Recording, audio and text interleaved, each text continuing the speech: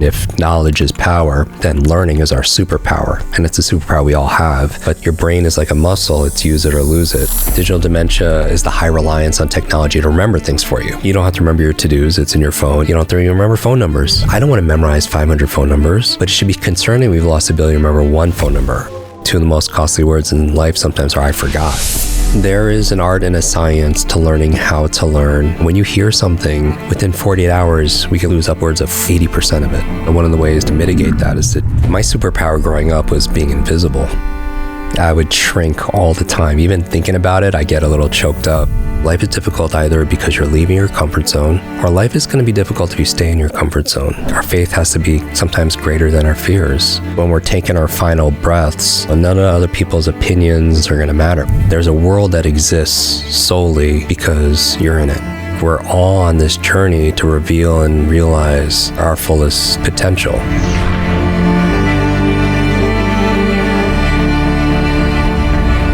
Hey everyone, welcome back to Know Thyself. Today we have the privilege of sitting down with a New York Times bestselling author, an individual who is the #1 world's leading brain expert, and is somebody that has been a coach to many people, unlocking the full potential of their brain, from some of the biggest brands in the world, some of the most prolific figures, and it makes sense because he's such an effective guide at doing just that. So Jim Kwik, thanks for being here. André, it's a real pleasure. Thank you everyone who's tuning in. Yeah. Where I want to start is because one consistent pattern that I see often, time and time again, everybody I get to sit down with, is that earlier on in their life, there was a challenge, a difficulty, a roadblock that became the way for them to unlock their gift. I see that in so many people. And I know that's such a strong core theme in your life as well, how you're such a prolific learner and teacher. So could you share a little bit of the background of the limit that you felt was placed on you earlier in life and how that became the way for your path now? I just got goosebumps. I call them truth bumps. Yeah, I think a lot of your, people in your community could relate that sometimes your struggles could lead to strength, that through challenge comes change. My inspiration was my desperation. I didn't know being a brain coach was an option. Going through school, my guidance counselor never kind of brought that up as part of the menu. When people see me at events where I speak, sometimes if there's time, I'll do a demonstration where we'll maybe pass around a microphone and 100 people in the audience will introduce themselves and I'll memorize their names or something like that. And I always tell people I don't do this to impress you. I do this more to express to you what's possible, because the truth is every single person listening, you could do that. And regardless of your age, your background, your gender, history, IQ, we just weren't taught. And the reason why I know it's possible is because I've been teaching people how to do this for 32 years. It's been my mission to build better, brighter brains. To go back to your question, I had an accident when I was 5 years old. I went through public school system. My parents immigrated to the U.S. My dad was 13. We didn't speak the language. We lived in the back of a laundromat that my mom worked at, and everybody has their kind of origin story. I'm the oldest of 3 siblings, and I always wanted to make my brother, my sister, be a good role model. So just kind of put that added pressure. But when I was in school, in kindergarten, I took a very bad fall. I went headfirst into a heater, a radiator, and rushed to the emergency room. And really how it manifested was my parents said I was just different afterwards, where before I was very playful and curious and energized, I just totally shut down. Very antisocial, very shy. I had learning challenges because of it. So I had poor focus, poor memory. I would get these migraines every day when I was 5, 6, 7. I just thought it was normal. I would have balance issues because of my traumatic brain injury. Took me 3 years longer to learn how to read, and that was just very embarrassing. You know, when you would pass around the book and you'd have to read it out loud, and nothing. And then when I was 9 years old, I was being teased because of my learning difficulties. I just didn't understand lessons. Teachers would have to repeat themselves. And the teacher came to my defense that day and said, leave that kid alone. From the whole class, leave that kid alone. That's the boy with the broken brain. And that label became my limit. And so every single time I did badly in school, which was weekly, I would say, oh, because I have the broken brain. When I wasn't picked for sports, which was all the time because my balance issues and wasn't very coordinated, I would say, oh, because I have the broken brain. So adults have to be very careful of their external words because they often become a child's internal words. And, so I struggle with a lot of self-doubt, self-esteem issues, just very in that place. But, the story works out. Eventually, when I was 18, I found a mentor and I started getting curious about how the brain works. It's to the title, we were talking about this before I started filming, Know Thyself. This really resonates with me. I wanted to know more about myself, and especially how does my brain work so I can work my brain better? How does my memory work so I can work my memory better? And everything turned around. I started studying adult learning theory, multiple intelligence theory, brain science, speed reading, ancient mnemonics. I wanted to find out not just the latest science, but what did ancient cultures do to remember things and learn things before there were, printing presses and phones. And my grades started to shoot up after about 60 days of studying this. And I couldn't help but help other people because I feel like you learn something for one of two reasons. One, how you could benefit, but also how you could help other people. And I started to tutor. And one of my very first students, she was a college freshman. She read 30 books in 30 days. Not skim or scan, but really studied them. And I wanted to find out not how. I taught her how to speed read, but I wanted to find out why. I'm insanely curious of why some people learn something and they apply it, while other people, that common sense is not common practice, right? And I found out her mother was diagnosed with terminal cancer, was only given 2 months to live. And the books she was reading were books on health and wellness, alternative medicine, energy healing, things to save her mom's life. And I get a call from this young lady 6 months later, and she's crying profusely. And when she stops, I realize there are tears of joy that her mother not only survived, but is really getting better. Doctors don't know how or why. The doctors were calling it a miracle, but her mother attributed 100% to the great advice she got from her daughter, who learned it from all these books. And André, and in that moment, I realized two things: that number one, if knowledge is power, then learning is our superpower. And it's a superpower we all have. We're just not really taught. School is a great place to learn, what math, history, science, what to learn. But there are not a lot of classes on how to learn, how to think, right? How to remember. And the second thing I learned, in that moment, it's not only that if knowledge is power, learning is your superpower, is that I found my dharma. I found my mission in life. And I've been doing it, ever since. Our mission is leaving no brain left behind. I love that. I mean, we just met 10, 15 minutes ago, and I could feel immediately you're an incredibly genuine person. You're also very sensitive and empathetic. And what you just opened up, I want to dive a little bit deeper into, because a lot of people who are sensitives, who maybe call themselves empaths, or maybe even introverted, they can use that as a label to limit them, like you spoke to. And I've found one of the most impactful shifts is seeing how things in our past and that still live within us, shifting from perceiving how they happen to us to how they may have happened for us. And so what was your process of really harnessing the sensitivity as a superpower in many ways, where a lot of people get crippled by it? So I think the sensitivity came from, my superpower. I talk about superpowers a lot and superheroes because I couldn't read. And then how I taught myself how to read was through comic books. Something about the stories or the illustrations brought the words to life. And but my superpower growing up was being invisible.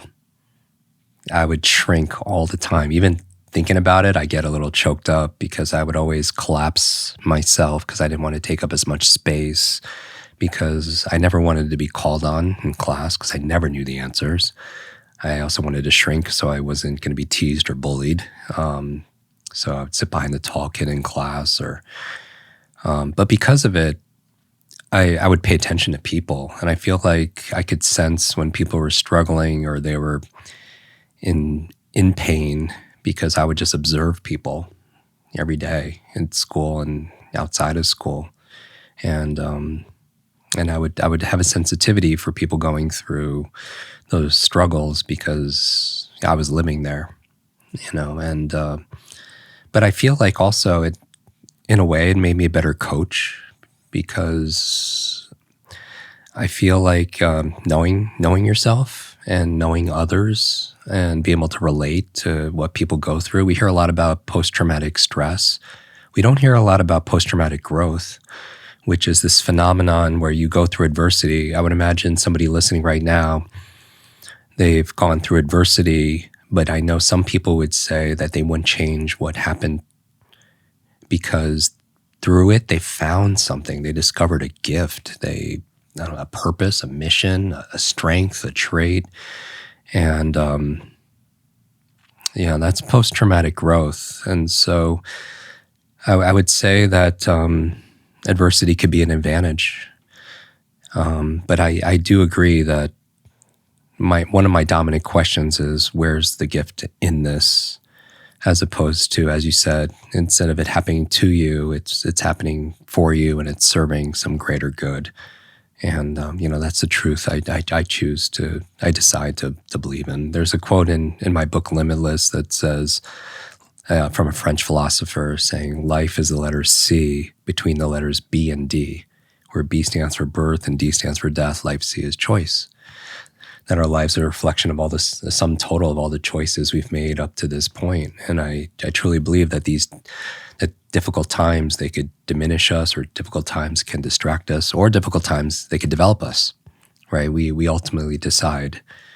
And so I'll just remind that for everybody that's going through hard times, there's some things we can only learn through a storm, and I don't know one strong person that had an easy life. So I really think through challenge leads to change, and and to be grateful for, I'm not saying that our origin story, or like we could make up stories for any reason. They're probably very valid to justify where our situation is, and I also believe that we have a remarkable opportunity and almost responsibility to be able to direct our future, that we could be the pilot of our lives, not just the passenger. Yeah, I really see the growing arenas of, for example, neuroplasticity and epigenetics pointing to how much we really have influence over our own destiny. And so I just want to ask you, how much do you feel like limitations are self-imposed versus inherent? So I believe the majority of when I reflect on my life, I realize that it wasn't so much about the resources. Like when we came here, we had no money, right? No connections, no education. So it's a matter of saying, is it the external resources, or maybe more the internal resourcefulness that we have? So I choose to lean into that. When I think about the challenges that I had, a lot of them were self-imposed. Either my mindset, some part of my motivation, or maybe the methods I was using, maybe in school to study, weren't just the most effective. So I feel like that if I could go back to like that 9-year-old boy that was teased and ridiculed, I would give him a hug and say, you are enough. But the message would be more that you are 100% responsible for your life. The story that I put in the book was this opportunity where I got to have dinner with Stan Lee, who, and that's right. as a superhero, fan. I pick him up, and I have to ask him this question. Do I have the nerve to ask him? I was like, Stan, and I kind of started this out, and you've created so many amazing superheroes. Who's your favorite? And he says, Jim, it's Iron Man. And he asked me, Jim, who's your favorite superhero? And maybe because he had a Spider-Man tie, I said Spider-Man. And without a pause in his iconic voice, he goes, with great power comes great responsibility, right? We all, that's like on our DNA. We don't even remember where we first heard it. Shout out Uncle Ben. Yeah, exactly. And I tend to reverse things when I read or hear, maybe because I had three head injuries as a child. But so I heard something different, André. I was like, you're right. With great power comes great responsibility. And the opposite is also true. With great responsibility comes great power. When we take responsibility for something, we have great power to make things better. And so I have these two core beliefs that I am responsible for my life 100%. And my other belief is that everything is figure outable.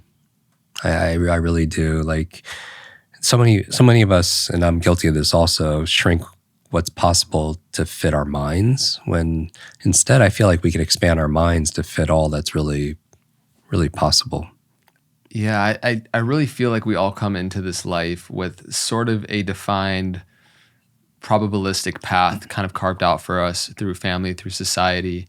But then as we grow and we realize that we can take full responsibility, we can choose to consciously create our life. Yeah. And so outside of taking 100% responsibility, which I feel like is such a pivotal part of it, is there any other thing after working with so many people that you see as a defining characteristic that separates people that become high achievers, performers, and really creating their life consciously versus somebody who kind of stays stuck in that path that was set out for them by mom, dad, the government, society, etc.? Yeah, leaning into responsibility and just remembering personal agency, I think, is a great starting point, because I feel like we could justify any kind of situation that we're in, and also on the other side of it, nothing changes, right? If people have seen me and we're connected on social media, and I'm, with Elon or Oprah or whoever, people always ask, they're curious about how we connected or bonded. And I could tell you we bonded over books. So I think a through line is people leaning into learning and growth is consistent. But sometimes when we've been through trauma, like I think our souls are wired for growth and connection. But if we've been through adversity or some kind of trauma, we prioritize safety. And it kind of keeps us in our survival brain, which in a way holds us hostage. And we don't have easy access to some of our executive functioning, our creativity, our problem solving, our imagination as much. And so I would say that another through line besides personal agency and responsibility would be growth. I feel like we grow so we have more to give. I call them grow givers. I mean, sometimes people are going out there and go getting, and it's just getting. Other people, they grow, they give, and they become a martyr. And I'm sure people in our community are guilty of this also, where you're the person people go to at work or in your family or your friendship circle, that people come to you to kind of save them. But you feel depleted. So I feel like we grow so we have more to give. And so that constant learning and growing, accessing that neuroplasticity, I feel like we're meant to expand and to improve our knowledge, our skills, our abilities. And there's really no limit. I feel like for me personally, one of the most inspiring parts of my path that have like really showed me what's possible is getting to meet individuals that have been playing at a bigger scale and like more of their capacity and potential. And so how have you personally, maybe that's one of them, but how have you clarified what Jim's true desire in this life is versus the conditioning of what we're believed is possible to attain, and then, developing the strength to actually go after it? But is there something that stands out? Yeah. I was saying before we started filming, I love the title of your show. I think there's two keys for fulfillment, at least for me personally. It would be having the curiosity to know yourself, right? Know thyself. I think that's why people, they meditate or they journal. Everyone has a different means to get there. Maybe it's plant medicine. Maybe they take these online personality assessments, whatever, right? And to get to know themselves, what they value, what they believe, what they stand for. And I think that's half the equation. But I think the other half, besides knowing thyself, having the curiosity to know thyself, is having the courage to be yourself, right? So many people do the inner work, they reflect, they introspect, and they have an idea of who they are. But applying that character into the world is a different game. I spent a lot of time at senior centers, nursing homes. I lost so my parents were always working, like many immigrant parents, and my grandmother took care of me. But when I had my injury shortly after, she started showing early signs of dementia and Alzheimer's, and she eventually passed of Alzheimer's when I was 7. So it was very confusing to me to see an adult, especially going through my challenges, like she would call me by my father's name, or she would repeat something she just said a minute ago. And that was very confusing for a 5, 6-year-old boy. And it informed what I do now, obviously. But I would say, because I spend some time at senior centers, I love learning the wisdom because I think the life you live are the lessons you teach. And because I didn't have the opportunity to have like grandparents throughout my life, I like learning the wisdom and the lessons. But I also, while I help them to polish off their memories, also, I hear a lot of regret. It's not a very positive conversation, but somehow the through line is they shrunk their life. They didn't, because of what other people expected, other people's opinions. And I feel like sometimes we know our passion or maybe more our purpose, but it's sedated underneath other people's opinions or expectations. An example is like I would hear stories that somebody didn't pursue a relationship because of what other people would think about that relationship, or they would go on a specific career path because their parents expected them to. And I just want to remind myself, and for everyone it kind of connects and resonates with, is when we're taking our final breaths, none of other people's opinions and expectations are going to matter. What's going to matter is things like how we laughed and how we learned and how we loved and how we lived. So I think the most important thing is to keep the most important thing the most important thing, right? And so that's my true north, is kind of working backwards from kind of that state. Yeah. I think earlier on in my personal path, like one fear was not actualizing my potential in this life. Much of what you're speaking to, not living life true to me, how maybe somebody else's plan for me. And of course, our potential is limitless, but, really feeling like I could strive and live in my purpose and dharma in this life was a very strong calling. One of the things that I learned diving more into your work was the reflection that we have more access and we're exposed to more information in one day than the average person would in their entire lifetime in the 1400s. Yeah. I feel like every generation has their challenges unique to their time. Our generation and the past couple of generations have this challenge, this overload of information and noise that is giving opinions and just it's just noise in general. Like so much entertainment and things pulling our attention away from knowing who we are, from clarifying what we want, from actively being able to go after with the energy that we have. And so I would just love for you to share how this overload is stifling us from accessing our true potential. One of the things I talk about in Limitless are these 4, I call them the horsemen of the mental apocalypse, and it's kind of amplified by technology. We train half of the Fortune 500 companies in 2 areas: brain optimization, having this, the hardware, and also the other area is accelerated learning, helping people to focus, read faster, understand better, think clearer, remember things. And I was doing a program at Google, and at the time, the chairman said that the amount of information that's been created from the dawn of humanity, since human beings walked the earth, to the year 2003, which is only a couple decades ago, that amount of information now is created every 2 days. I mean, you think about podcasts and social media and YouTube and all this.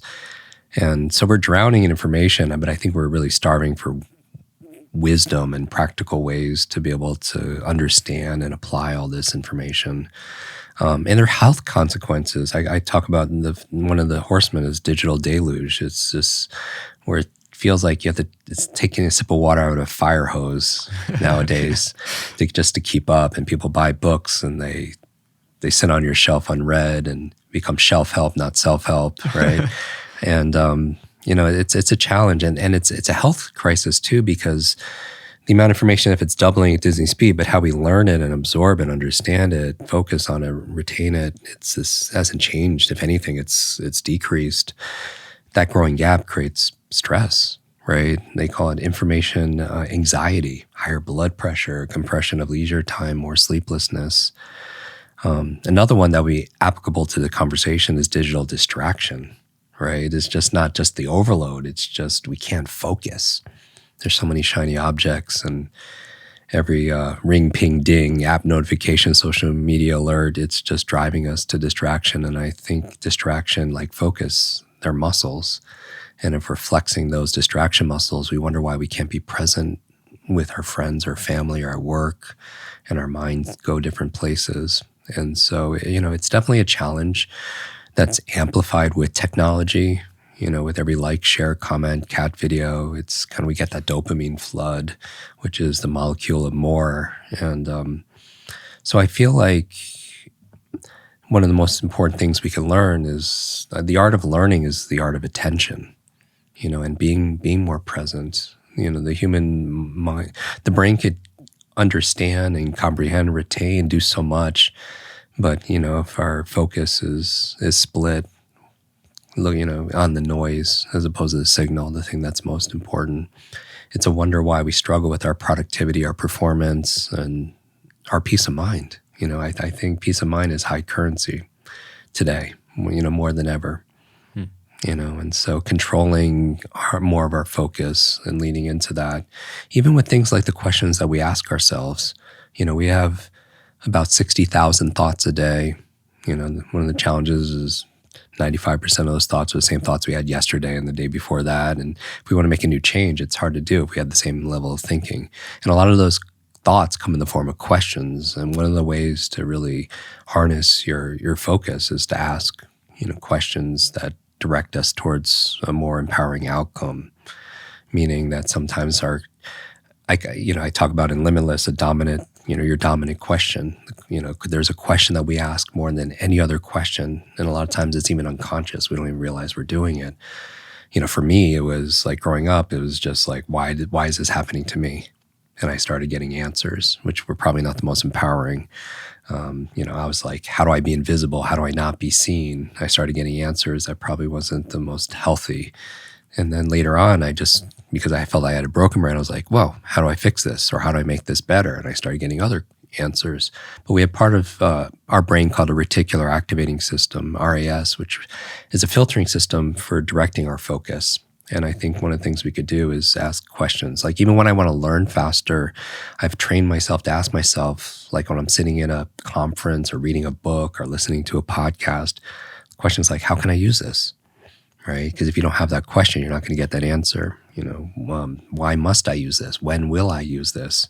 How does this relate to what I already know? How can I teach this to somebody else? And I get, answer. So the brain primarily is more of a deletion device. We're trying to keep information out because if we let everything in, we would go insane. We'd be overloaded. But what we let in are the things that are important to us. And part of the toolbox that we have to direct what comes in is the questions that we're asking ourselves. Yeah. This one saying I wrote felt like rings really true with this, which is that attention is our spiritual currency. That's why we pay it.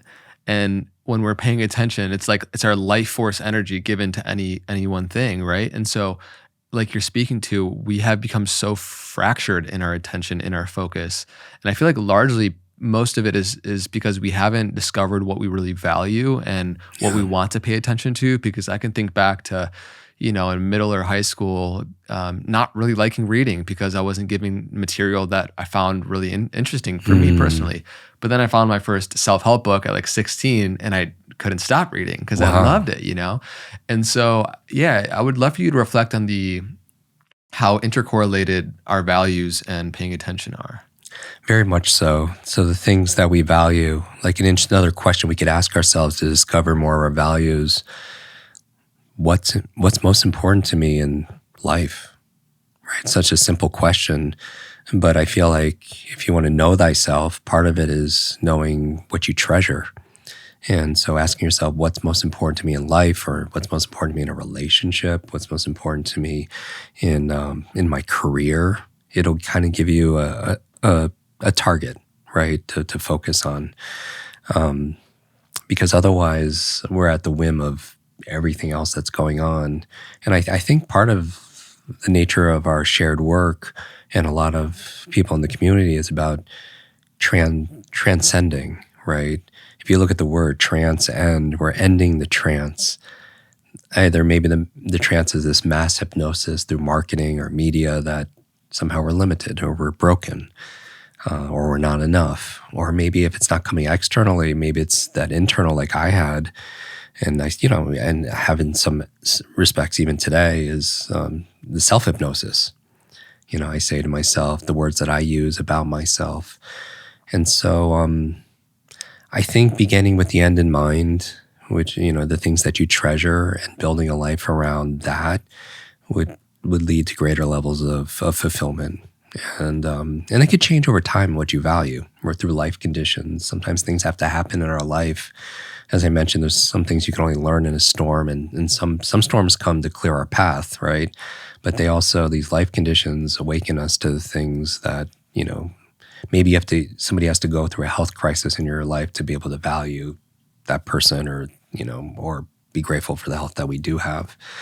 And so I think sometimes a lot of people complain about being burned out, and certainly it's because sometimes we're doing too much, but sometimes we feel burnt out not because we're doing too much. Sometimes we feel burnt out because we're doing too little of the things that light us up, the things that we value, right? The things that we hold dear. And so I think it's the clarity is a superpower. And to the degree we could do some introspection and find out what we stand for, what we believe, the things that we treasure in our life, your identity, your I am statements. I feel like that's a great starting place for, like, even in the Matrix, when Neo comes to see the Oracle for the very first time in her kitchen, when she's baking cookies, everything, the sign above the door of the kitchen was, know thyself. So I feel like that's a wonderful starting point. I have an exact replica of it right above you.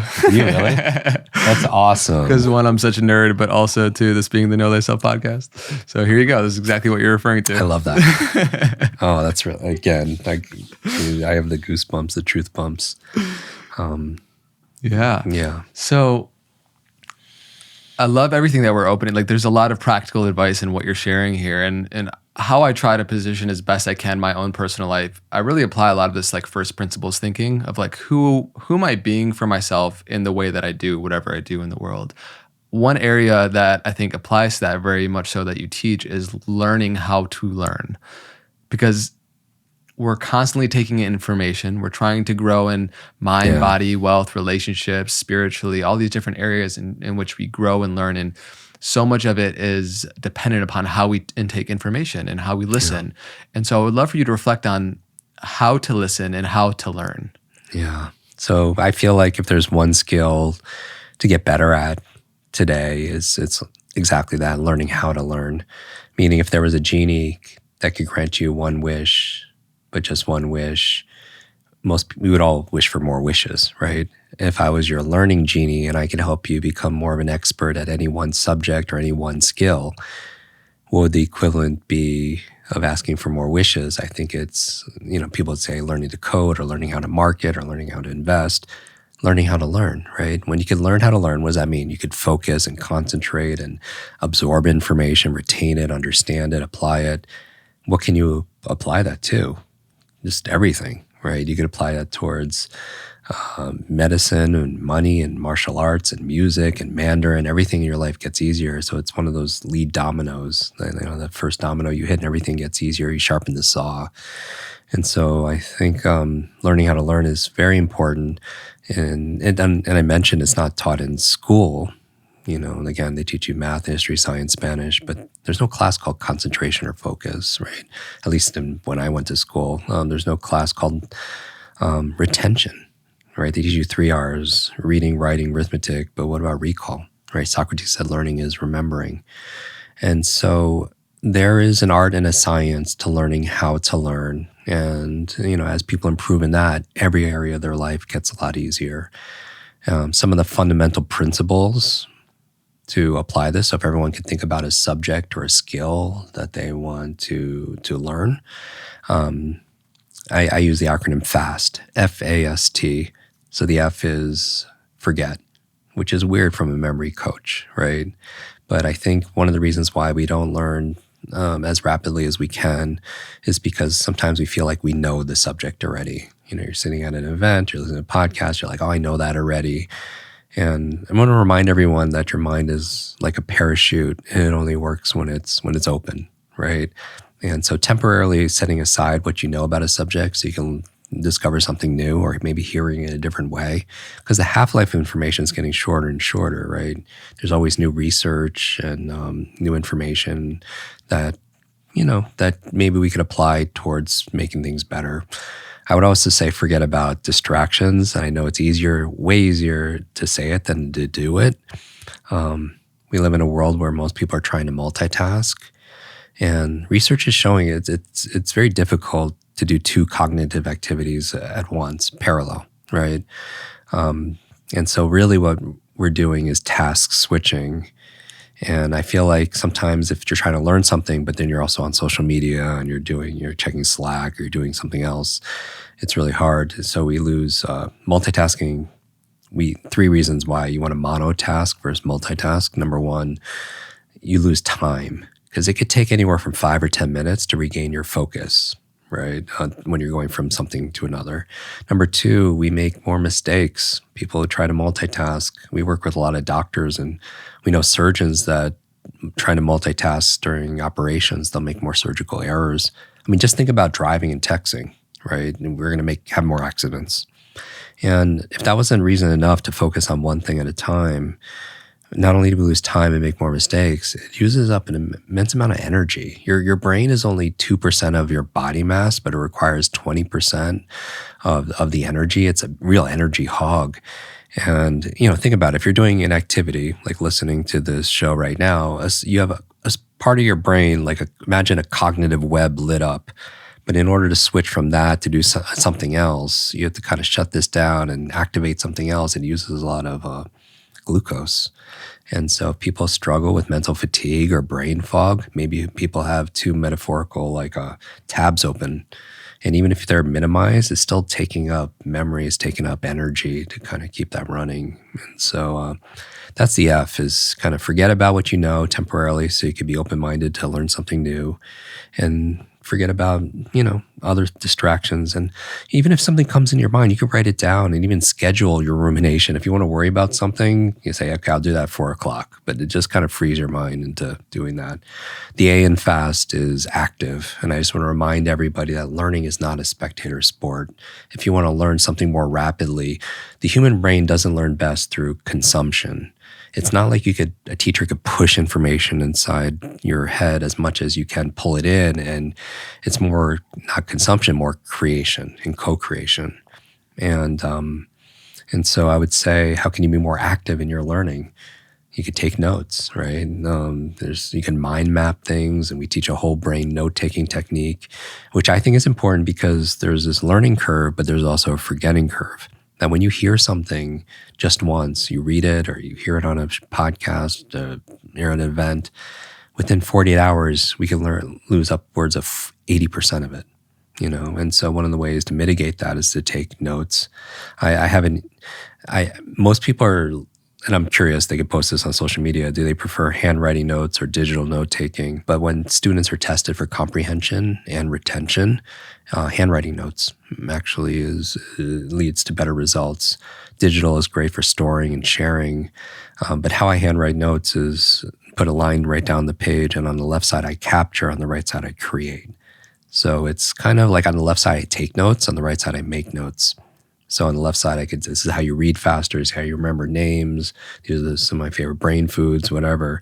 But if your attention is going to go, we're going to be distracted. I'd rather it to be distracted on the right side of the page. And we write our impressions of what we're capturing. Like, how does this relate to what I know? What questions do I have? How am I going to apply this information? And it's kind of like a left brain, right brain way of whole brain way of taking notes. So that's being more active, asking questions, taking notes, making it more experiential.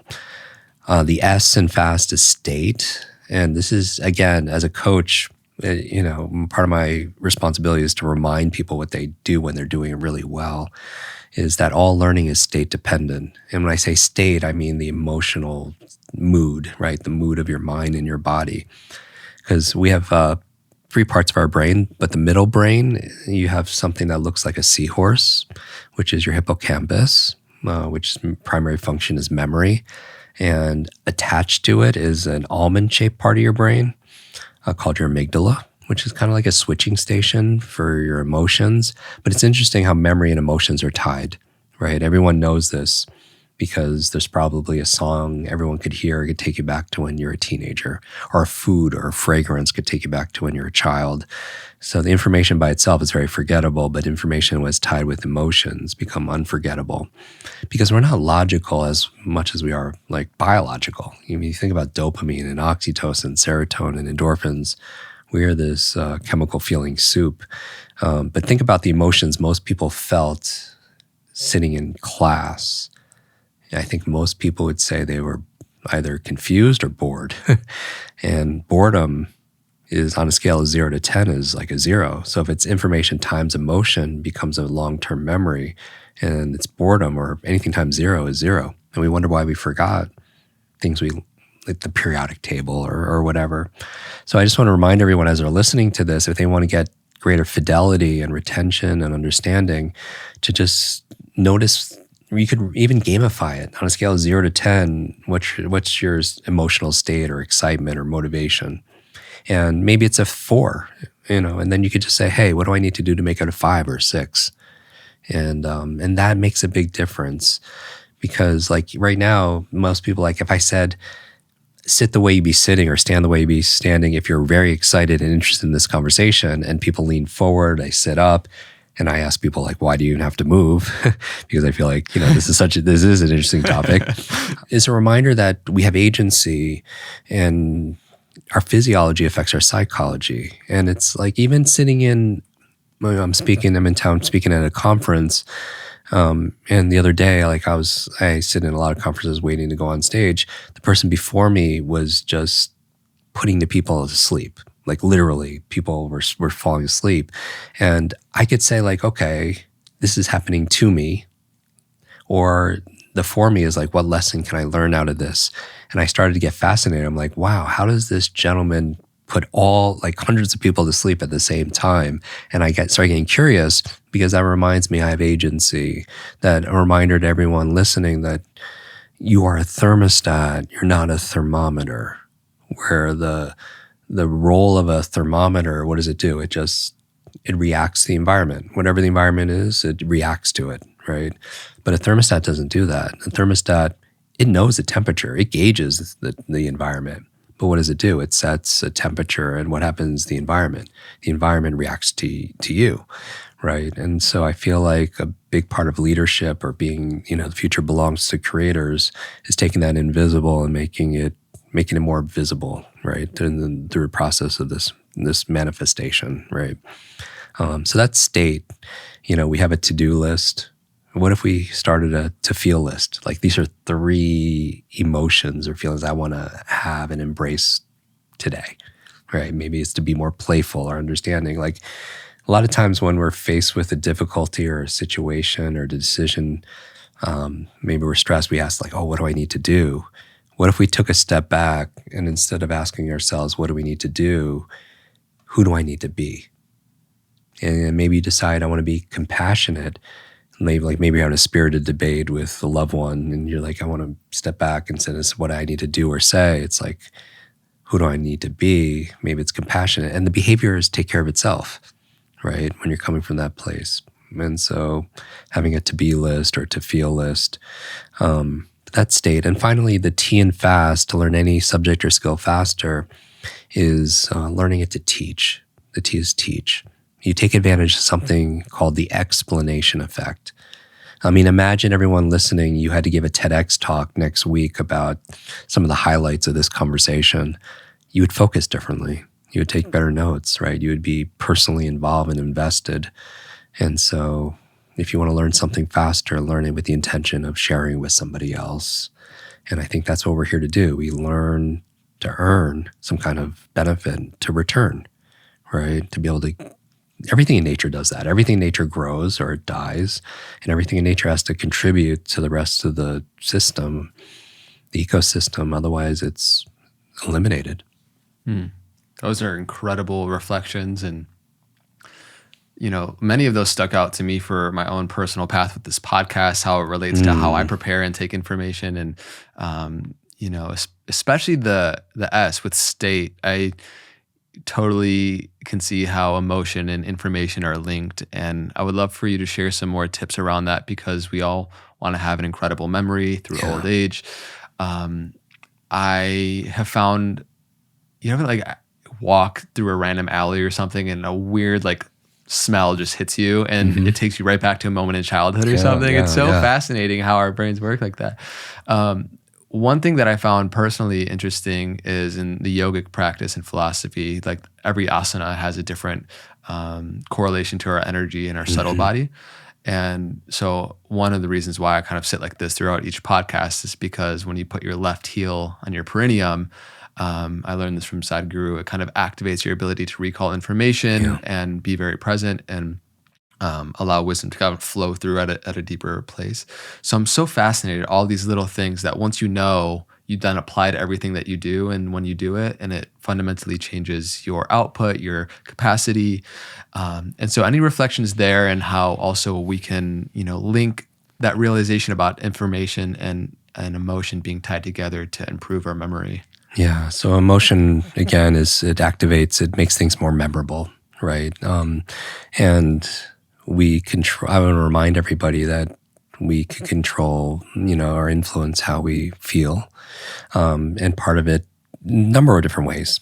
Part of it is our physiology, like our breathing pattern, how we use our body, how well we take care of our body. I would just imagine you are gifted when you're able to drive a car, brand new car, but this is the only car. It's free of charge, but it's the only car you could have for the rest of your life. How well would you treat that car? How well would you maintain that car? Well, we're born, we have this body, and part of that body is a brain. And, how well are we maintaining it? Because this is the vehicle we have to go through life with. And unfortunately, the brain doesn't come with an owner's manual. And like you buy something, it gives you instructions on how to use it. But it's not always user-friendly. And I think going back to just, if people want to improve their self-esteem or self-worth, just study like your brain or your physiology. I just feel like it's so fascinating to me. It's like the most complex, device in the known universe, and it can improve your self-esteem overnight, just how magnificent it is. But I feel like we use a small percentage of its potential. Meaning like we use all our brain, just like we use all our body, but some people just use it more effectively more elegantly than others because it's trained, right? And part of understanding our physiology is understanding our feelings. And I feel like part of that is determining like our focus. Like gratitude is very grounding for me. That's part of my morning and evening routine to get in that parasympathetic rest and digest. And I think we could do these thought experiments to allow us to feel the emotion of gratitude. Like, what if and people could just meditate on this. What if the only things you had in your life tomorrow were the things you express gratitude for today, right? Or if people want to feel truly wealthy, write down all the things you have in your life that money couldn't buy, right? And we don't have to wait for a greater life to feel grateful. We could feel grateful and have a greater life automatically. And I think gratitude is just a very high vibration that allows you to kind of build abundance in different areas. But we could choose. Going back to choice, right? That we have the choice in these decisions that we can make. Part of it is what things to focus on, what things mean to us, how we're going to feel, how we're going to show up, for ourselves and other people. So, so asking those questions, like, what can I be grateful for in this moment? Other questions is like, what's exciting? What are you looking forward to? These are questions that we often don't ask consciously. And the more we do that, the more we train and can direct our focus. And where our focus goes is where the energy is flowing and how it determines how we feel. Also determining not only what to focus on, but what they mean. Just like how you said, is this happening to you or is it happening for you? And then automatically, even just saying it out loud, it just feels different, right? A lot of times we find ourselves saying, oh man, I got to pick up the kids. I got to study today. I got to work out. And we don't check ourselves. We're again, we're in that self-hypnosis. And a part of it is transcending, ending the trance. Maybe it's not, I got to, but maybe I get to. I get to work out today. I get to meditate today. I get to journal or, eat these delicious, nutritious foods. And changing that one vowel from O to E, got to get, it just lands, at least for me, it lands differently. And it changes how I feel. And so adding emotion to learning is so essential because, again, we tend to forget the ordinary and we remember the extraordinary. And using the power of our imagination. It's such a wonderful way to learn faster when we can use more of our senses. We can see it and feel it and smell it and taste it and also make it in a way where we could represent the information inside of our mind. Like a name is very ordinary, or a number is very ordinary, a fact or figure is very ordinary. But if you can make it more extraordinary inside your mind, make it playful, make some action, make it a little bit humorous, then it becomes more memorable. Even remembering names, right? I think it's important to be able to remember, because how are you going to show somebody you're going to care for their future, their wellness, their family, whatever you have to offer them if you don't care enough just to remember their name, right? And so you meet somebody named Mark, and what if you did this thought experiment? You just imagine putting a check mark on their forehead, something so silly and childish. But remember who are the fastest learners? Children, right? And they're playful. They're willing to make mistakes. They make fun of things. If someone's name is Mike, imagine them singing on a microphone for a split second. And when you're saying goodbye to them 30 minutes later, you're like, what was that person doing? Oh, they were singing on the microphone. What's their name? Mike, right? And not that you're sharing this information with the person, but it's a way of overcoming what I call the 6-second syndrome. Somebody tells you something, you have 6 seconds to do something with it. Otherwise, it's gone in the ether. And this, even when it doesn't work, it still works. It gets you to focus on the person and it gets you to focus on the thing you want to remember, like their name. So if a person's name is Mary, I just imagine they're getting married, right? Something silly. Or Carol, they're singing Christmas carols. Or Bob, they're bobbing for apples, something so silly. But it keeps it entertaining in my mind and it gives me my agency back, meaning, I don't have to just do it ordinary. I can make something more extraordinary. And I think that's the power of the mind, truly being limitless, and so you can entertain yourself. And I think one of the fastest ways to learn something is education by itself is kind of boring, right? But it's nutritious. It's kind of like something that's nutritious, but maybe doesn't taste that good. But entertainment tastes good, but it's not like candy. I don't, maybe it tastes good, but it's not good for you. But if you can meld the two and take education, so it's nutritious and delicious, then you have the 30, which is empowerment. And then I think that's really one of the goals, is to be able to take information. And I just want to remind everyone who's listening that knowledge, it's a myth that knowledge by itself is power, right? A lot of people know stuff, but their life is no better because of it. A lot of people read a book, but if they don't act on what they've learned, their life fundamentally is no different than somebody who's illiterate, who couldn't read that book to begin with. So I just want to remind, I feel like that for every hour someone spends listening to something or reading something, maybe have a rule where they have to put an equal hour into applying what they learn, because I feel like the life, again, that we live are the lessons that we teach, but we have to go through this be, do, have, share process, right? A lot of people want to jump to the have part when it's more the being and the doing. It's so cool to see you apply your own principles as you teach and share this, even with all the different acronyms and everything, because I feel like it really lands, and I'm remembering everything that you're sharing as well. It's pretty meta. Yeah, it is. But I love all the reflections about how important our perception fundamentally is, and how we look at things in the world, how they're happening to us, for us. And I feel like we do live in a society that really propagates comparison. And I love how you give this distinction between thinking, how smart am I, to how am I smart, and the differing ways in which intelligence manifests itself. So I would love for you to share any words of empowerment and reflect on that, because I think it really does activate people to really own the way in which they're intelligent. This is a great conversation. I could. So I would imagine. So we have the largest academy of accelerated learning, in the world. We have students in 195 nations, so we get a lot of feedback. And I realized after 3 decades of teaching this that it's not like I'm in my 50s, and so I'm in a kind of stage where I'm doing a lot of reflection, getting a lot of feedback, and I realized that not everything is for everybody. Like everybody is a little bit different, right?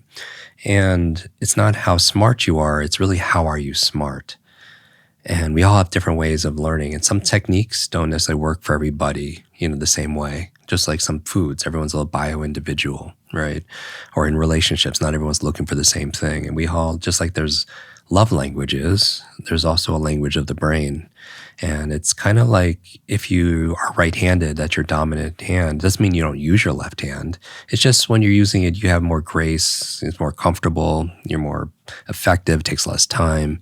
When you use your opposite hand, like if I asked everyone to write their name with their opposite hand, it would take longer.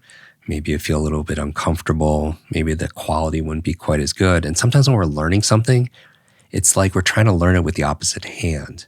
So even if it's a subject we're interested in, I imagine some people listening, they're interested in a topic. For some reason, they're just not getting it. But maybe you're trying to learn it with the opposite hand, so it takes longer and it feels uncomfortable, and the quality is not quite as good. It's kind of like the way you prefer to learn something is different than the way the teacher is teaching it. And it's just like you're two ships in the night and you pass each other and you don't even realize and recognize the other one's there. There's no connection, right? And so I gave a lot of thought into this. And years ago, I created an assessment for your brain to see what your dominant brain type will be. And it just takes 4 minutes. It's in the book Limitless. We also have it online. We'll link that below as well for people. Yeah, mybrainanimal.com. And when you go through it just kind of like when you say, like, which Harry Potter character are you, or which Game of Thrones character, that kind of thing. It gives you understanding to know thyself better, right? And I'll just go through it really quickly. So it's a brain code. I use a lot of acronyms as a shortcut, CODE. These are the animals. And so the C is the cheetah. Now, I pulled from personality types like Myers-Briggs, left brain, right brain dominance, visual, auditory, kinesthetic learning styles, multiple intelligence theory out of Harvard, introvert, extrovert. I pull from a lot of frameworks to create this. But once you understand your brain animal, it just makes everything easier, because we give people prescriptions, just like there's personalized medicine based on a genetic test, or personalized nutrition based on a microbiome test or a nutrient profile test. This is like personalized learning and training and development based on a 4-minute assessment, right? So the C are your cheetahs, and their primary trait is action.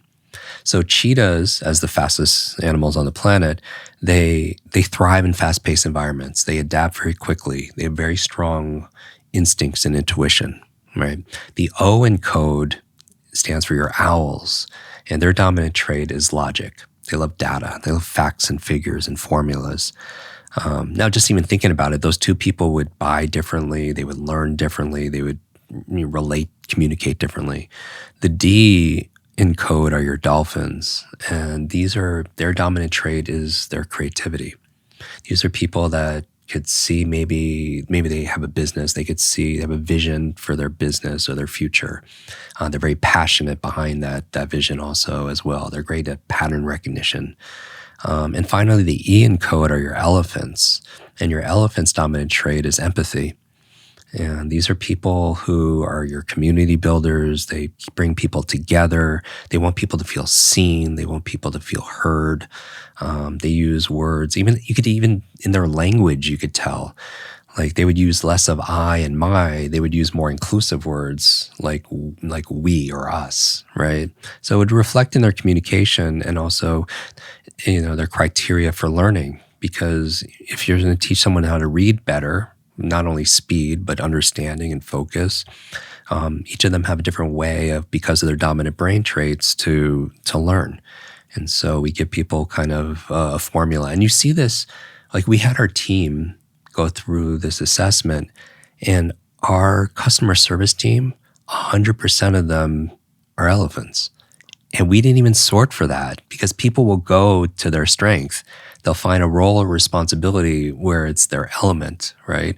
And our customer service team, they're elephants because they have high empathy, they're compassionate, they want people to feel seen and heard. They build our community. My business partner of 17, 18 years, she's our CEO. She's a dolphin. She has this vision, for our mission. She holds that constant and communicates it. Our CFO, our financial officer, is an owl. Like he loves numbers, right? He's always looking at the data. And so it's interesting how it shows up. It's even in pop culture. You could take any Star Trek, Captain Kirk is like the cheetah, just goes into action. Spock would be the owl, right? Or Friends, you would have Phoebe, who's the creative musician, right? The dolphin. Or Ross is the professor or scientist, so he's the owl. Joey is just acts, doesn't think about it, just acts. So he's the cheetah. Monica hosts everything and wants to be the center of her friend group, and she's the elephant. So once you understand how again, it's not how smart you are, it's how are you smart. And in school, if you even look at SATs, it's like verbal and mathematical. And it's like, these are the things that are valued. But multiple intelligence theory, Howard Gardner's work at Harvard, says there's many more kinds of intelligence. Like what about musical intelligence, kinesthetic, physical intelligence, interpersonal intelligence? People are great with people. Intrapersonal intelligence, self to self, visual spatial intelligence. People are great artists or graphic designers. So the idea here is that your memory or your brain performance or your IQ, it's not fixed like your shoe size. Because of things that you've talked about on your show, things like neuroplasticity and neurogenesis, we could grow older, but in a lot of ways we could grow wiser. We can make new connections through novelty, just like building a muscle. You give it, you want to build physical muscles, you give it novelty, you work it out, and you give it nutrition. The same thing with your mental muscles. So neuroplasticity, the brain's amazing phenomenon to be able to adapt and make new connections. The whole idea of these neurons that fire together, they wire together, right, is stimulus. So that's why learning is so very important, exposing yourself to new ideas and insights, and then giving yourself the proper nutrition to be able to feed that mental muscle. I love that. Thank you for sharing all that. And it's also helpful context for me as like building a team. I mean, I know you work with so many Fortune 500 companies and implement this as well throughout that. And I'm thinking for my own team of like how Chelsea behind the scenes, she's very much so elephant with the empath and also dolphin and the creative. And I see that within myself too. And it's cool to, obviously you want a CFO to be more of an owl, right? Yeah, of course. And we're not any one thing. Obviously, there's a blend. Right. Again, if you're right-handed, it doesn't mean you don't use your left hand. It's just that's your natural strength. And it's interesting to know what your significant other is or your teammates are, because it takes the judgment out. Like once you understand more about yourself, it takes away the self-judgment, but also the judgment we have imposed on other people. And it just explains their behavior more. And I feel like that's very powerful to build a team where people are in the right and sitting in the right seats, right, of themselves, where they found more of their passion and more of their purpose because they're playing to their strength and natural abilities. Yeah. It's kind of like love languages, but for learning. Exactly. That's exactly that. It's well put. Yeah. And that informs how we approach all those relationships too. Is like we want to love people how we want to be loved, but it doesn't work out like that. Yeah. It's even how people communicate. If you're a cheetah, a lot of cheetahs, they'll be right to the point. They don't beat around the bush because time is of the essence. It's owls will speak more with facts and data in a very logical sequence. Dolphins will talk about the future, and you would influence these people or market it. For those of you who have a role of selling or business development, the owl will need the data, the case studies, right, the proof. But an elephant, that's nice, but the relationship's more important to them. The trust that you have, the bond that you have, the transparency, the authenticity. For dolphin, if you could talk about their future and how your product or service fits in their future, they're going to be more understanding, receptive to it. So it really informs how you could parent, how you could hire, how you could relate. Specifically, when people take this assessment, we give them strategies, follow-up strategies for free, and there's nothing there to purchase. It's just we give them ideas on how to read better, focus better, remember better, based on their brain animal. Yeah, it's fun.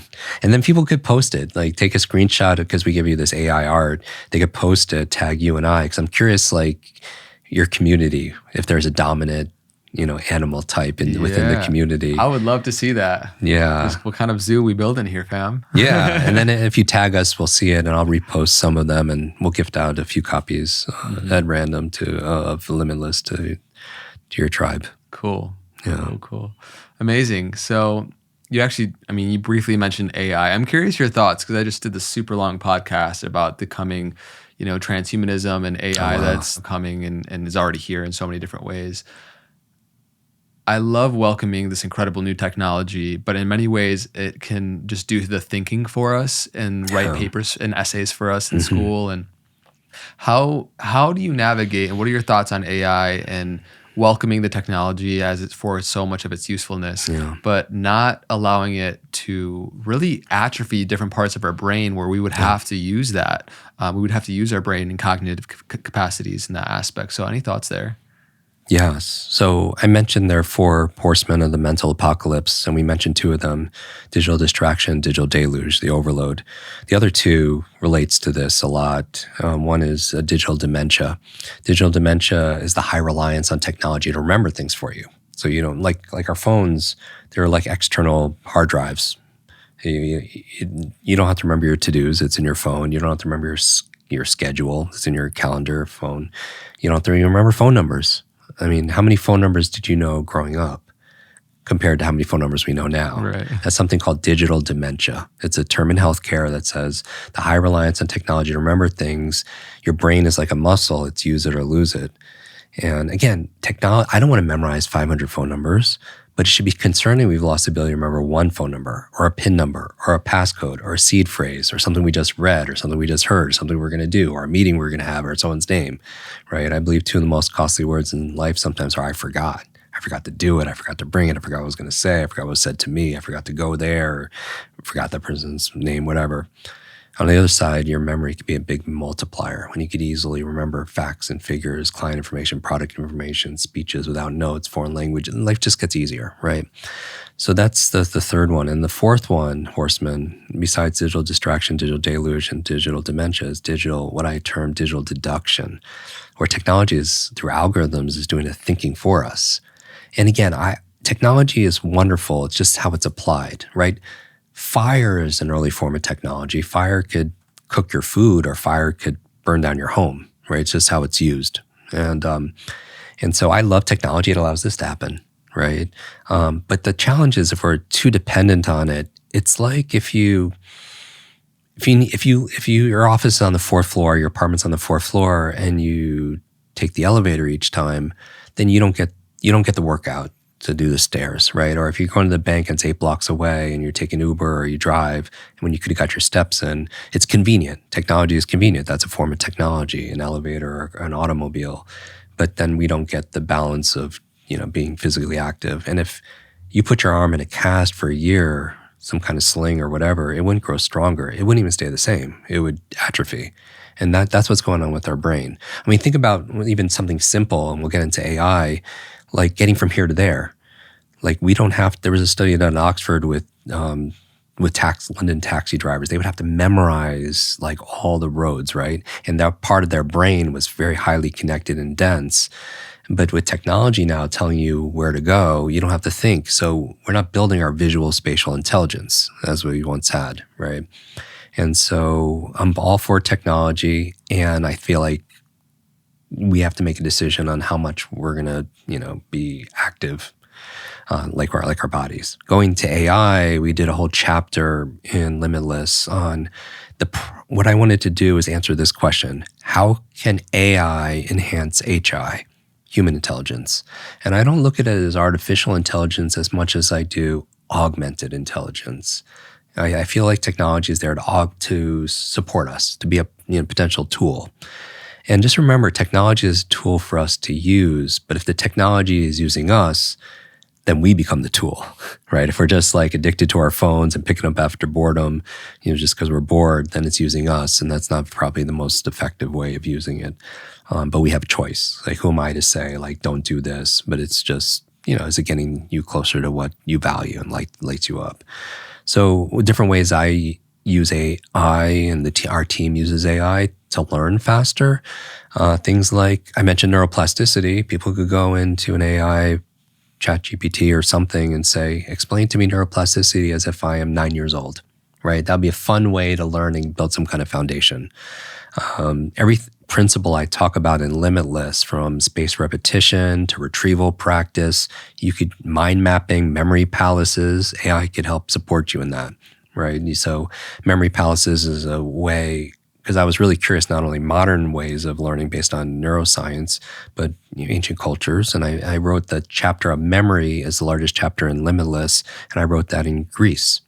And because I found out there's a goddess of memory, and her children are the 9 muses of art, science, and literature. And I was like, wow, art, science, literature, the mother is memory, right? So we talked about the muses too on Stephen Pressfield podcast. Oh, beautiful. Yeah, I'm a big fan and follower of his work.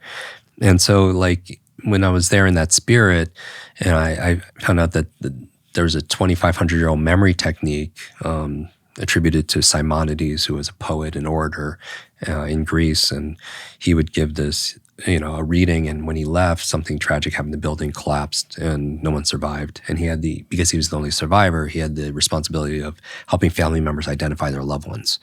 And he was able to do that because he remembered where they were all sitting. And I bet a lot of people listening, if they think about a recent dinner party or conference, they remember who was to the left and right. And we store things in our environment, right? Because as hunter-gatherers, we didn't need to remember facts and figures and numbers. We need to remember where things are. Like, where's the fertile soil? Where's the clean water? Where's the enemy tribe? That was our survival. So we store information consciously and unconsciously in our environment. So memory palace is a technique we talk about in Limitless and in our podcast about taking areas you're familiar with, maybe your office, your school, your home, your body, and storing the information you want to remember in those places, right? And you just kind of walk through your palace in your mind, and it reminds you.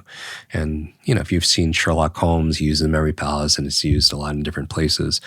That's a wonderful way to store an immense amount of information in a short period of time. Now, you could use AI to say, hey, this is what I'm learning. Can you build me a memory palace to learn this? Or if you learn about mind mapping, which is a very creative whole brain note-taking way, you could say, like, hey, I want to mind map this, and it'll create a structure for you. If you want to use spaced repetition, it could create personalized learning AI. Like, we have a Kwik bot in our program where we fed it all of our training, and so it's there to be able to answer your questions. So the future belongs to, like, personalized learning, right? Being based around their brain type, their animal, and so much more. The frequency of how much they want to learn over what period of time, frequency, duration, intensity. So we build it out like that. And like, we have a podcast, and sometimes if I'm interviewing an expert and they are an author, I like to read books physically as opposed to on screen. I don't need another excuse to be on a screen, so I'm kind of like created these kind of the scaffolding for me to get through. But if I don't get the book in time, and like, I could go into a apartment and say, can you summarize this book? Or can you ask 10, can you suggest 10 thoughtful questions that this expert hasn't been asked before, specifically for this kind of audience, right? And not that I use anything verbatim, but it would be a nice creative partner, for you. I've used that too for this podcast a couple times when I'm crunching on time, just to see if anything's inspiring off it, you know? Yeah, and you could build on it. So it's a wonderful. So AI is a wonderful way to improve your HI by using the Feynman technique, where he explained this to me as if I'm 8 years old, building memory palaces, mind mapping, quizzing yourself. I think that's the retrieval practice. The 3 parts of your memory: you encode, you store, and then you retrieve. And just train yourself to retrieve information, pull it out to see if it's really there. Helps you to retain information better. But they could provide questions for you from a specific topic to quiz to see how much comprehension you actually have about a subject matter. So it could do personalized learning and schedules and really kind of tailor it around your outcomes. So I'm very optimistic about technology. I'm glad you are. I too am, but I also see, I think is it WALL-E, where there's just like all those super fat people in like floating wheelchairs that just are plugged into the matrix essentially. Yeah. Like that's the dystopic route, where. And that's why it's stress, like, us taking care of ourselves, physically and mentally. WALL-E painted a picture where we're so dependent. And some would say we're heading there. Right. And I think it comes back to personal agency, realizing that technology can make your life more convenient, but it could also cripple us. And so I feel like we always have responsibility. The onus is on us to be healthy and fit. Incredible. Jim, I've thoroughly enjoyed and loved this conversation. I have some rapid fire questions for you to start to close out. So you can answer these in one sentence. If you want to expand a little bit, definitely feel free to, and we'll go from there. Cool. What is the difference between knowledge and wisdom? All right. So I feel like knowledge is what is. I think imagination is part of wisdom. So imagination really could be what could be. So I think there's a lot of, Einstein said imagination is more powerful than knowledge. I think wisdom is really the application of the knowledge that we have. And I feel like still we can only make good decisions based on our knowledge base. But I think wisdom is the actual experience and expression of how we utilize that knowledge.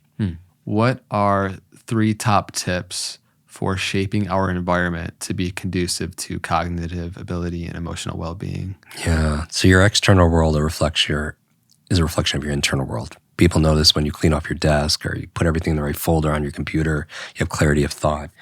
And so Marie Kondo your mind by taking care of your environment for sure. The environment definitely has an effect on your brain. So like little things, like we just did a podcast of clean air, because people don't realize the amount of neurotoxins there are in an environment. And they say the average woman has over 200 chemicals before leaving the house through personal care products or perfumes. I mean, candles, the off-gassing of new furniture or carpeting.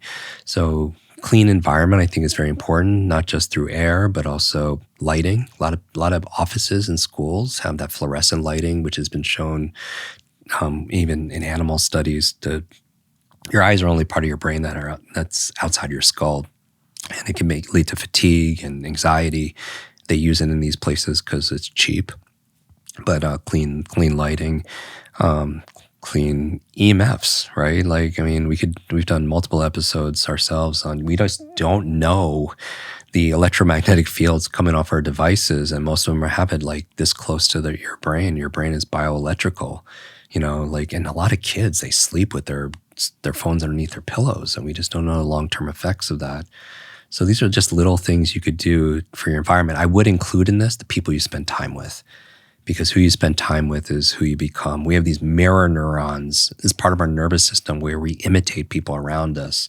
It also allows us to have empathy. So we tend to, I would say watch, which is of course an acronym. We tend to mirror the words, the actions, the thoughts, the character, and the habits of the people we spend time with. So it's not just our biological networks or neurological networks, it's our social networks. Like if your friends smoke, you're more likely to smoke. If your friends do yoga, you're more likely to do yoga. If they meditate, they work out, they eat right, like you're more likely to do that. And so I think a big part of our environment are the people we spend time with. They say be careful if you're around 9 broke people, because you're going to be number 10, right? Because we're going to adopt and adapt their standards and their habits and their thought processes. So take care of your environment. Incredible. So air, EMF, friend group. Yeah, there's a bunch. We could go down a rabbit hole just on our environment. Yeah, I mean, it's literally everything that we're living. But the principle is just your external world is a reflection of your internal world. Yeah. So if everything's messy, out of place, whatever, then it's definitely having an effect. Amazing. You answered this earlier, so you can give the same answer or change it if you want. But if you were to be transported back to your 10-year-old self, what piece of advice or what would you share with him? Yeah, besides that, reminding them that they're responsible and that everything's figure-outable. And my 9-10-year-old was just kind of a dark place. Not having, friendships and, the teasing and the bullying and just not understanding. So it was I would escape in comic books or video games, whatever, because that would allow me to just have some kind of peace. But I would probably, the thing I would say is that you are enough, because I feel like that was the biggest challenge that I had growing up. I felt like I was broken. That was my identity. And just reminding that child that no matter what you're going through, there's a reason, and we can get bitter or we can get better. What do you feel is the most current, enduring failure of the education system as it stands today? Oh, goodness. All right, so there's this idea that Rip Van Winkle, the guy who slept for decades, if he woke up today, the only thing he would recognize in our world are our classrooms. The world, we live in an age of autonomous electric cars, spaceships that are going to Mars, but our vehicle of choice when it comes to education is often like a horse and buggy. And it's not a slight against teachers. We train a lot of teachers. Our programs are used in some of the top educational, Finland and South Korea, some of the ones most notable. My mother became a special education teacher in the New York public school system. She recently retired to help me, so she really got, but it's teachers are some of the most caring, capable, compassionate individuals. I don't think they're compensated as well as they should. But it's a systemic issue, right? Just like often if you look at healthcare, you look at all these different areas, like the system hasn't changed. And so it's working exactly how it was designed to work, right? Our school system is modeled after the assembly line. It's just like your date of birth is the manufacturing date and you're kept together. It's one size kind of fits all. And there's progress, certainly. I mean, I would love more emphasis on social, emotional learning and development. And then, my contribution to this field would be learning how to learn. It's an area called meta-learning, learning how to learn. And I feel like the most important skill we could have is learning how to learn, learning how to think, because the subject matter is always going to change, right? And so learning, classes on learning how to learn, I just feel like that would be the biggest evolution, because an individual's ability to learn rapidly and translate that learning into action is the ultimate competitive advantage in a world of, we live in the millennium of the mind. Nobody listening to this is paid like hundreds of years ago, agricultural age or industrial. You're not paid for your brute strength. Today it's your brain strength, right? It's not your muscle power. Today it's your mind power. And the faster you can learn, the faster you could earn. Because knowledge today is not only power, it's profit. There's this divide of not just those who have and those who have not. There's a divide of those people who know stuff and those who don't know. And those people who know stuff because they're able to learn it and retain it and apply it, they can make better decisions because they have a better data set to be able to make thoughtful, wise decisions in their relationships and their food choices and their economics and everything. I know there's so much there to continue unraveling. I mean, it's an abomination in so many different ways, but thank you for sharing that. And I want to ask you a little bit more about that, maybe off air. What's the one thing that you do that most makes time disappear for you in your personal life? Oh, goodness. I mean, everything from family and friends is like, those flow states is a state where I feel like most alive. Yeah. So I do a lot of stuff physical because it gets me out of my mind. So it's whether it's skydiving or I do the 0 Gs, I do like so many things are good for your brain. Dance is wonderful for your brain. Racket sports are amazing for your brain also as well. Martial arts on and off for my whole life. So I spar every day at 8:00 with my instructor and trainer when I'm home. So those are things that are just very thoughtful. I love, we live on the water, so it's just a lot of water, kayaking and paddle boards. But yeah, I just feel like it's so important to have balance and harmony. Harmony is probably a better word for me. Balance is like everything's equal, and I don't want everything to be equal necessarily. Spend as much time in the gym as I do at work or whatever. But harmony is like a symphony. Like you think about an orchestra, not everything is absolutely weighted equal. Not everyone's playing the same amount of airtime or music in the same amount, but everybody comes together and creates this art, right? And I think there's a science and art to our lives. So yeah, I love reading and it's not just nonfiction. I used to read nonfiction. I read a book a day for 4.5 years. I just think like reading is to your mind what exercise is your body. And I think we all need to be reading 30 minutes a day because it's wonderful exercise for your brain. Nonfiction, you learn through information. I read a lot of fiction now because that I learned, whereas nonfiction, you learn through information. Fiction, you learn through imagination. And there's so much research showing that fiction reading actually improves your EQ, your level of empathy. The narrative allows you to see things from different points of view and perspectives. So it just broadens your mind. And the one thing is I read fiction. I don't read nonfiction before I go to bed because it puts me in my executive kind of thinking, and I don't want to be in that place. I want to be in the parasympathetic. So fiction reading at night. But we have a whole chapter accessing flow states in Limitless, and some of the markers are you lose your sense of self, you lose your sense of time, and things become effortless. So I think it's a very healing state. And so those are some of the activities that kind of put me in that flow state where I lose my sense of self and I lose my sense of time. How interrelated do you feel a consistent meditation practice is with the baseline level of freedom someone feels like they have in their life? For me, it's been pivotal. So I've been having some kind of meditation process since I was 18. In Limitless, I talk about some sleep issues I had through, not because I'm ruminating, because I have a very practiced mind, but I have very severe sleep apnea, which is a breathing disorder. So I stop breathing 250 times a night. Each time is at least 10 seconds. So I wake up kind of suffocating, right? And I use CPAP breathing devices and dental devices. It's real sexy.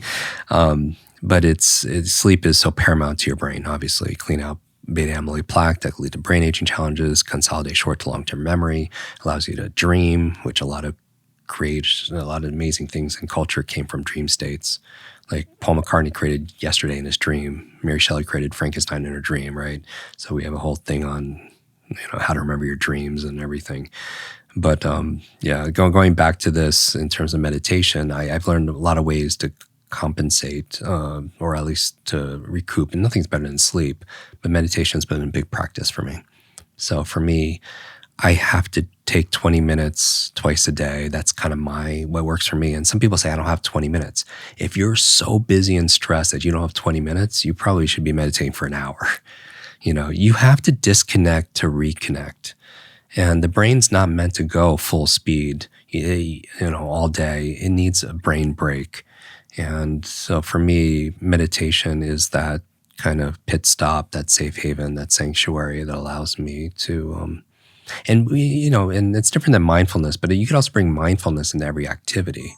You could bring mindfulness into your eating, right? A lot of people are so stressed out by the food they're eating, and we talk about the best brain foods and everything, but it's also how we're eating it. A lot of people are eating their lunch, while they're working, and they don't get in that parasympathetic rest, digest. So it's not just what you eat, it's when you eat, it's how you eat, it's who you're eating with also as well. But I would say you could bring mindfulness into brushing your teeth, into a conversation. You're extraordinary with that. When I watch your videos repeatedly people feel like you're really listening, you're very present with them.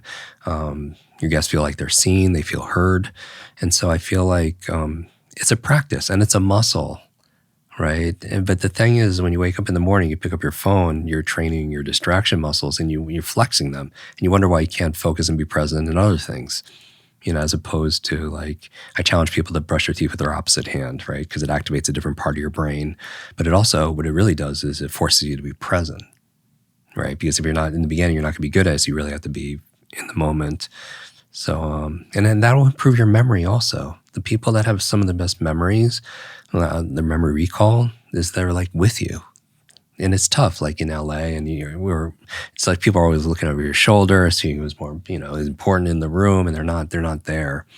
But I think it's just like going back to the age of attention, the conversation we're having earlier. The art of learning is the art of attention, and I think that's what people want most, is to feel seen and feel heard, and that you're with them in the time that you are. And so one thing people can't get back is time and attention. People always go make more money or something else. That's why I have such a deep appreciation for people who are listening to this right now, because it could be free, but people still have to pay attention, right? There is a cost of their time and energy, but I'm hoping people find value in that. Yeah. They're spending their spiritual currency. No doubt. Thank you for the kind reflection. Love what you just shared. I also feel like the true measure of success, at least in my life, is how present we are, because that's largely to the degree our life is not passing us by without our awareness. And I can feel your presence as well throughout this conversation and how you show up in the world. So it's incredible. The very last question, because this is the Know Thyself podcast, you mentioned not only how important it is to know who we are, to know thyself, to love thyself, but ultimately to have the courage to be ourself. So any last words you have for people that are trying to overcome imposter syndrome or feeling like they're not enough? And that's the last one. I would say to that person, because I can definitely identify with that, that creating the life you desire and deserve can be scary. And what's scarier is regret. And I feel like I do this thought experiment at the end of our lives. I feel like you get to meet the person we could have been. And I just want,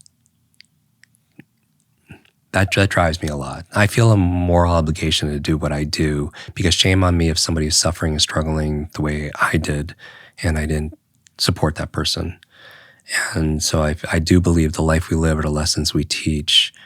And if you're going to begin with that end in mind, is think about the things that are most important to you. And if you're fearful of what other people's opinions are and their comments and expectations, it sedates like our passion and our own purpose.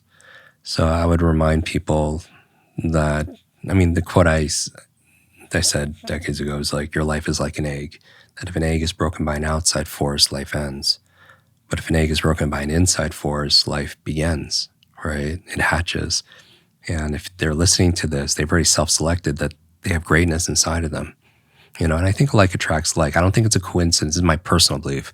If people are listening to this, that I don't think it's a coincidence, that there are reasons. And there's a world that exists solely because you're in it. It's just a fact, right? And so I would feel like we're all on this journey to reveal and realize, our fullest potential, and I just feel like life is difficult for one of two reasons. For the person that's struggling with other people's opinions or imposter, life is difficult either because you're leaving your comfort zone, you're trying something new, right? You're getting into the unknown, or life is going to be difficult if you stay in your comfort zone. And so I would imagine in this community, more people are leaning towards playing and practicing at the edge of their limits. And if you feel fear, that's natural, right? It's there to protect you. But I think emotions that we were talking about earlier, they're a signpost to guide our actions. Like if you feel fearful, maybe it's an action that we need to take is to prepare, right? Or to practice or to study more.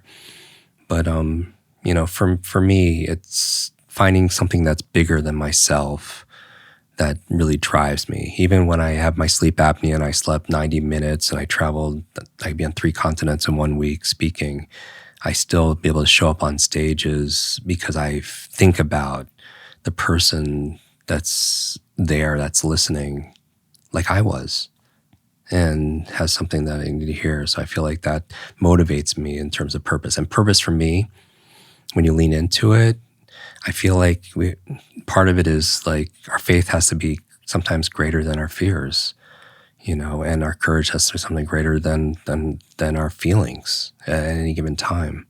And this is a reminder to the people that they have that agency. That a lot of things could happen just after just a small amount of courage. And it's a show of strength. I think if you're kind and you work hard and you learn, then our results will show up and speak for themselves. So my heart goes out to anybody who's struggling right now, and my advice would be, when we look in the mirror, just self-care is not just eating the best foods and on my sleep. Part of it is self-care is looking in the mirror and seeing the reflection back and loving that reflection back, like that person who's been through so much but is still standing, right? And I guarantee you inspire people with your grit and your grace, whether they express it or not. And and again, I feel like we can be an inspiring example for the people around us, and the world is the way it wouldn't be the same without them. Thank you. That was so powerful. And a previous guest just mentioned this quote from Khalil Gibran that I love, that said that work is our love made visible. And I see that as a shining example in you and your life path and how you teach. So it's so obvious to me that like the love that you have for others and helping them break free from self-imposed limitations is such a driving factor, and it's so inspiring. So thank you for the work that you're doing. I too also don't believe in coincidence. And funny enough, like 2 or 3 nights ago, I had a dream about this sign. No way. This Teminosuke sign. You're the first guest to like mention it or bring it up. And in that dream, I was giving it to somebody. So random. So this is yours, my friend. This is for you. No way. Yeah, of course. Thank you, André. There you go. Yeah, I got to listen to those intuitive hits. Thank you. Yeah, that's an amazing gift. Thank you. Of course. Well, thank you for knowing yourself. Thank you for sharing yourself and the lessons that is the life that you lived. And just last words you have for our audience. Also, where can people find you, and anything else before we close out? My last words for everybody is gratitude. I'm truly grateful to be here. Thank you for holding space and for the amazing work. People don't realize the amount of energy and effort, the amount of work that goes on behind the scenes to create this kind of experience. So thank you for that, and to your team. People, I'm not hard to find online. You can just search my name. We have a podcast. We've done almost 400 episodes. It's a 20-minute show.